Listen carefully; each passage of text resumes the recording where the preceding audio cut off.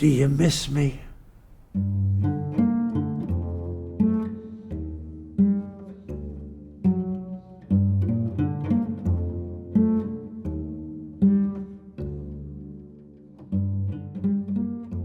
Ed Koch was New York City's mayor for 12 years. He was once called the quintessential New Yorker. And I'm just this little Jewish kid from the Bronx. Brash, tough, funny, and depending on who you were, your best friend or your worst enemy. I said, listen to me. It's the last time I will tell you. If you ever lie to me again, you're fired. During his tenure, he brought a frazzled city back from the brink of bankruptcy. I gave people back their spirit. Koch was defeated in 1989, but he never left the limelight. Born in 1924, Ed Koch grew up in Brooklyn, the Bronx, and Newark, New Jersey. He served as an infantryman in World War II, then earned a law degree from New York University. He began practicing law in 1949. Now, when you became a lawyer after the war, how did you envision your life? Did you see a career in politics ahead of you? No. What were you going to be? I was going to be a real lawyer. A real lawyer. I moved in 1956 to the Village, and I didn't know anybody. So I went to the local reform club, volunteered. I became the street speaker, and I really learned to speak in the streets. I carried around a chair. My law office was on Wall Street, and at noon I would go downstairs and speak in the sub-treasury steps. And at that particular corner, every day, no more, but every day when I was there, they would have preachers talking about death and Jesus and the world to come, and holy rollers, they called them at the time. There was one across the street while I'm talking about the atom bomb, the hydrogen bomb. He's talking about the life to come. An Irish cop comes along, and he says, where's your permit? And I said, officer, you don't need a permit if you're not using a sound device. Yeah, don't tell me that. Where's your permit? I said, I don't have a permit. Then you get out of here, or I'll take you in. I said, officer, there's a guy across the street. He's there every day, yelling, screaming. You've never bothered him or asked him for a permit. He said, he's different. He's a fanatic. God help me. That's a true story, word for word. So I got off the chair. Now, in '63, you became a recognized figure, a leader. That's because I beat Carmine DeSapio. You had to do something to become a leader. His victory over DeSapio, a longtime boss of the Democratic machine called Tammany Hall, launched Koch's political career. He became the district representative of Greenwich Village. Then he moved up to the city council.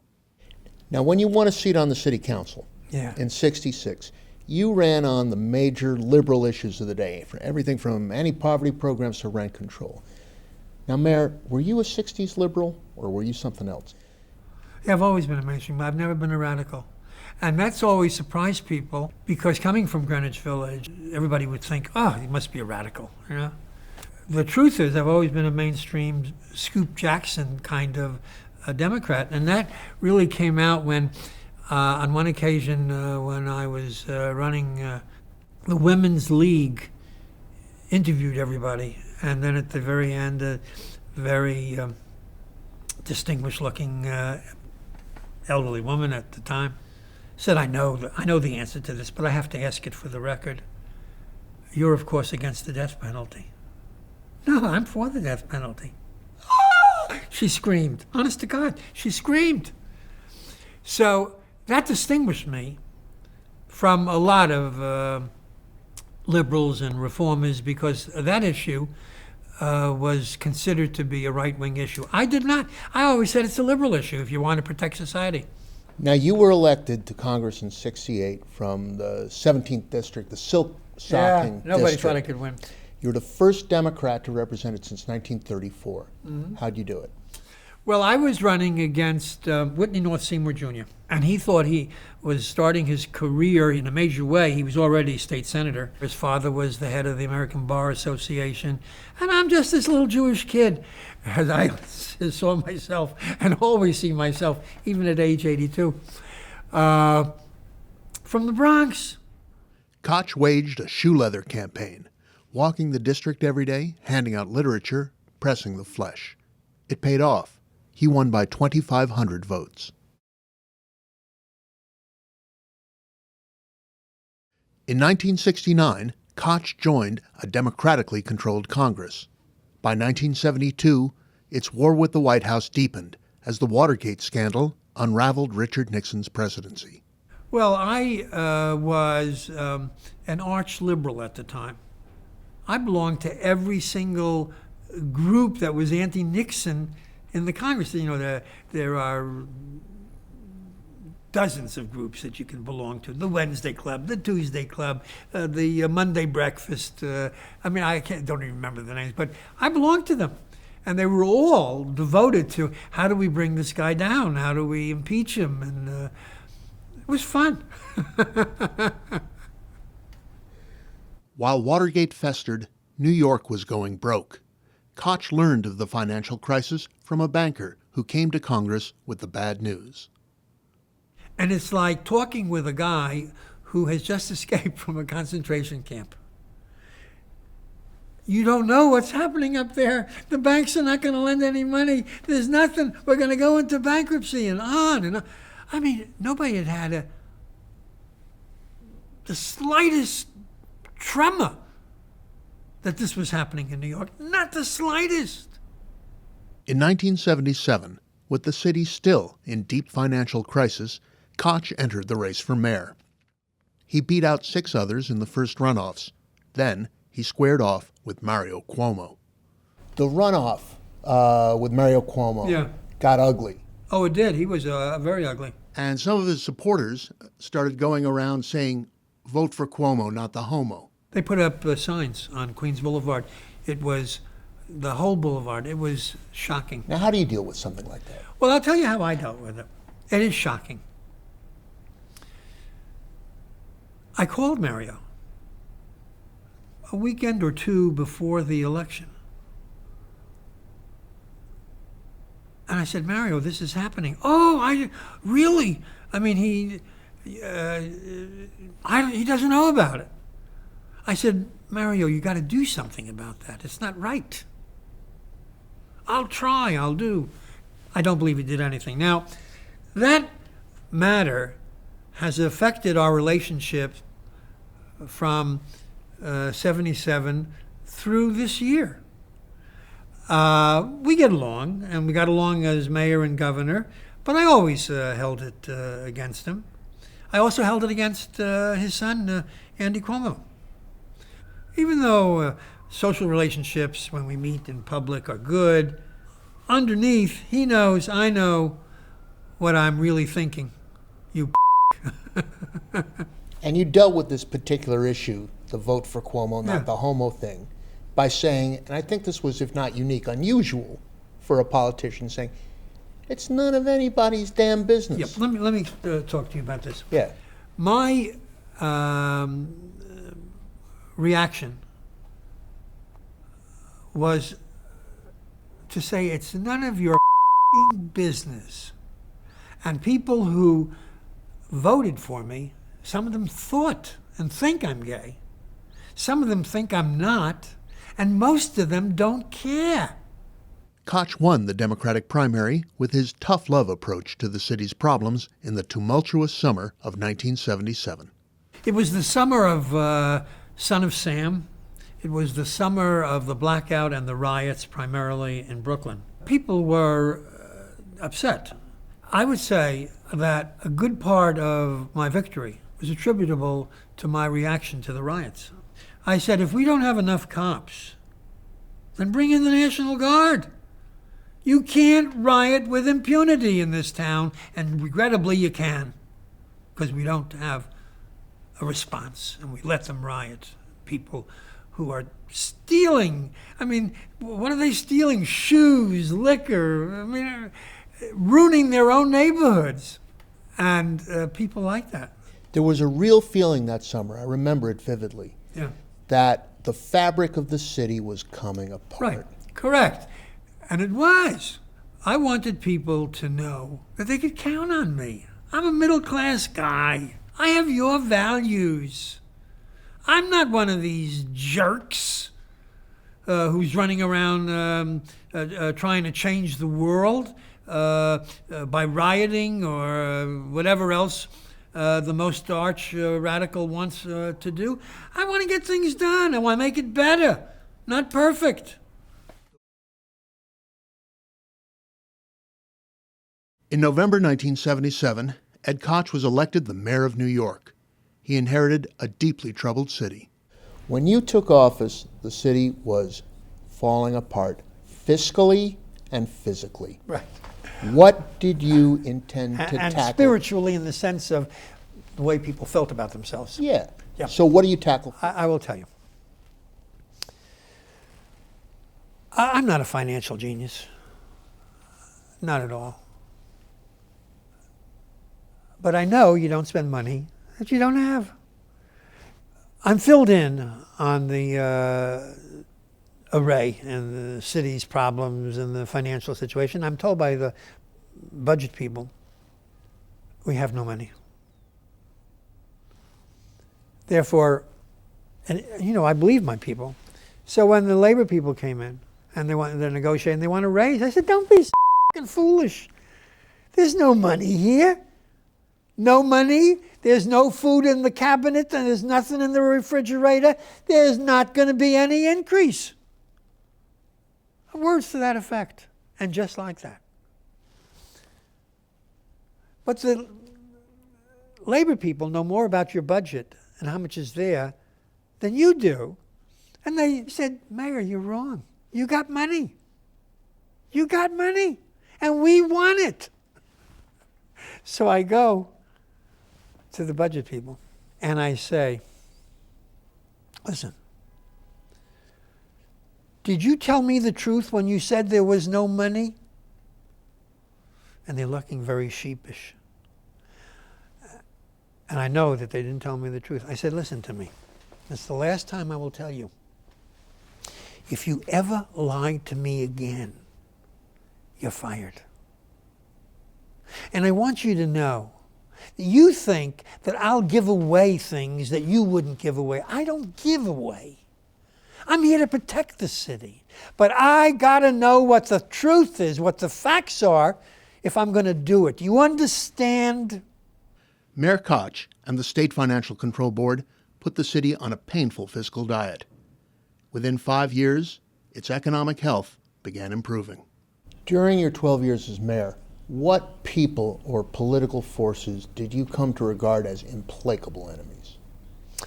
The unions and some of the banks. I mean, the people, they used to run the city. The unions and the banks ran the city. To some extent, they still have more power than they should. You were reelected in 1981 with 75% of the vote. Yeah. So what in the world possessed you to run for governor? Oh, that's easy. Hubris. I loved the job. People loved me. We were a great match. I had sworn, on one occasion I had said at the Western Wall that I would never run for anything else because I wanted to be mayor for life. Now, I had forgotten an interview that I had given, 6 months earlier. And in the interview, at the end, he asks a question, which is, well, what do you make of all these people who are leaving the city and going upstate? I'm paraphrasing. I said, don't be ridiculous. You mean upstate where the men wear polyester suits and the women gingham dresses and they all run around in pickup trucks? Don't be ridiculous. The interview, published in Playboy magazine, alienated upstate voters. But it wasn't just slips of the tongue that hurt Koch. During his third term, 2 scandals, neither directly connected to Koch, tarnished his administration. In 1986, Donald Maness, the Queensborough president, fell under investigation for taking kickbacks. Maness committed suicide a few months after the report surfaced. In the Bronx, Stanley Friedman, another Democratic power broker, was proved corrupt and landed in prison. The only really low spot Yeah. for you as mayor was when a series of really unconnected graft and patronage scandals came bubbling up out of the Brooklyn and Queens and Bronx Correct. political machines. And you said you even considered killing yourself. I went into a state of depression. Now, you have to keep your sense of yourself if you're mayor. You can't go to a doctor and be treated for depression and public thinks that it has a crazy man at the helm. Can't do it. At least I couldn't do it. So I didn't tell anybody. I suffered. You know what depression means? It's physical. One Sunday, I'm lying in bed. I can't get out of bed. There's a telephone call. It's from the Cardinal, John Cardinal O'Connor. And he says, Ed, I know you're depressed. And you shouldn't be. Everybody knows you're an honest man. Everybody. I can hear him say it.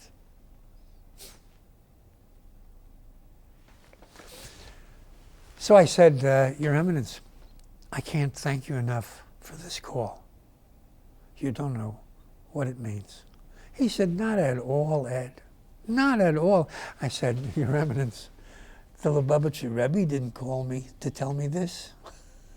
It was you. Did you have a plan for life after politics, or were you going to run forever? I was going to forever. I ran for a fourth term and I got beat.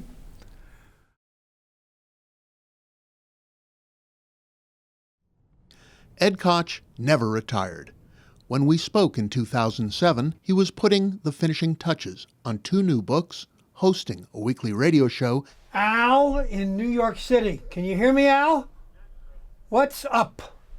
and writing movie reviews. What do you feel are the legacies that you have left this city? Well, most people would concede the following. I reestablished its fiscal stability. There had not been a balanced budget for 15 years before me. And the state legislature gave me 4 years within which to balance the budget, or we go into bankruptcy, which was not an option for me. And I balanced it in the 3rd year, a year ahead of time. The second thing I did was I gave people back their spirit. The third thing I did was I took politics out of the selection of judges appointed by the mayor. I appointed 140 criminal and family court judges and created a system that was incredible. And Rudy Giuliani destroyed the system and brought politics back in. And the fourth thing is I was responsible when the federal government, the state government, no longer provided affordable housing construction monies. We built 250,000 housing units at affordable rates. I'd like you to rate your successors. Well, let's take them. David Dinkins, not a good mayor, nice man, but should and will always be remembered for Crown Heights and the fact that he believed that you let people, as he put it, vent their rage. Not when they're beating up other people and killing at least 2. Rudy Giuliani was a very good mayor, but he was not a very good person. He was mean-spirited. And the best illustration I can give you of that is blacks and Hispanics felt he was a racist, and they would complain to me. He's a racist. I said, absolutely not. Rudy is not a racist. He is mean to everybody. Mike Bloomberg. Superb. And the one thing that he has done that nobody else was able to do, including me, was to bring racial harmony to this town. There is no racial unrest in this town. None. You have occasionally an incident. I mean, when he saw Al Sharpton in the first days of his administration coming down the steps, he walked over to him and shook his hand. That was the right thing to do. Rudy would never do that. I'm a friend of Al Sharpton, so I certainly would do that. And I've criticized him, and I've said terrible things about him. But what he said always to the press is, but he never stopped talking to me, meaning me. There's one thing that Sharpton really, really hates about you, though. You upstaged him at his own birthday party. Well, he's right. It was in a church. So we're behind the altar, and I come out, and I get up, and I say to this crowd, moving from left to right, "Do you miss me?" And they roared with pleasure, and I enjoyed it. How do you want to be remembered, both as the mayor of New York and as a man? I want to be remembered as being a proud Jew who loved the people of the city of New York and did his best to make their lives better.